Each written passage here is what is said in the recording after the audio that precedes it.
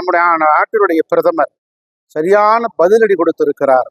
பாகிஸ்தான் தீவிரவாதிகள் பொதுமக்களுக்கு இடையூறு இல்லாமல், எந்த உயிர் பலியும் இல்லாமல் மிக ராஜதந்திரமாக இதை கையாண்டிருக்கிறார் பாரத பிரதமர் நரேந்திர மோடி அவர்கள். உலகம் முழுவதும் அவருக்கு பாராட்டுக்கள் குவிந்த வண்ணம் இருக்கிறார். அன்றைய ராமன் இலங்கை சென்று அரக்கர்களை கொன்று குவித்தார். அதே போல இன்றைய ராமனாக இருக்கிற பிரதமர் நரேந்திர மோடி அவர்கள் பாகிஸ்தான் தீவிரவாதிகளை கொன்று குவித்து அவர்களுடைய முகாம்களை அடித்து நொறுக்கி இருக்கிறார், அழித்திருக்கிறார். இது இந்த வரலாறு. வாழ்க நீ எம்மான் என்று அவரை வாழ்த்த வேண்டும் எல்லோரும். திமுக ஆட்சி 4 ஆண்டுகளில் சாதனை அல்ல வேதனை. சாதனை என்று சொல்லிக் கொண்டிருக்கிறார் ஸ்டாலின்.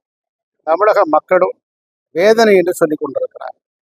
தங்களைத்தானே காப்பாற்றிக் கொள்ளுங்கள் என்று எங்கள் பொதுச் செயலாளர் வருங்கால முதலமைச்சர் அண்ணன் எடப்பாடியார் நேற்றைய தினம் அறிக்கை வெளியிட்டார். தனியாக குடியிருக்கிற வயதானவர்களை குறிபார்த்து அவர்களை கொலை செய்து அவர்களுடைய பணத்தை கொள்ளையடிக்கிற கூட்டம் தமிழ்நாடு முழுவதும் நடக்கும். தமிழ்நாட்டு மக்களை சுரண்டி கொடுத்திருக்கிறார்கள் திமுகவுடைய அமைச்சர்கள் என்று சொன்னால், தமிழ்நாடு முழுவதும் இருக்கிற ரவுடிகள் பட்ட பகலிலே போய் தனியாக வசிக்கின்றவர்களை அடித்து கொலை செய்து அவருடைய பணத்தையும் நகையும் பறித்து கொடுத்தார். இதுவரை கைது செய்யப்படவே இல்லை. ஓராண்டுகளுக்கு முன்பாக காங்கிரஸ் கட்சியை சேர்ந்த ஜெயக்குமார் கொலை செய்யப்பட்டார், எரித்து கொலை செய்யப்பட்டார். எப்படி கொலை செய்யப்பட்டார் என்று இன்ன வரைக்கும் தடயமே இல்லை என்று காவல்துறை சொன்னார். ஆக இதைத்தான் எங்கள் பொதுச் செயலாளர் அண்ணன் எடப்பாடியார் சொன்னார், மக்களே நீங்கள் தங்களை காப்பாற்றிக் கொள்ளுங்கள், இந்த அரசை நம்பி பிரயோஜனம் இல்லை, இந்த காவல்துறை நம்பி பிரயோஜனம் இல்லை என்று சொல்லியிருக்கிறார்.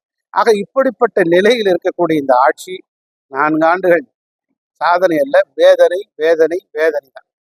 பிளே ஸ்டோர் மற்றும் ஆப் ஸ்டோரில் இருந்து பாலிமர் செயலியை QR கோடு மூலம் பதிவிறக்கம் செய்யுங்கள். செய்திகளை உடனுக்குடன் பெறுங்கள்.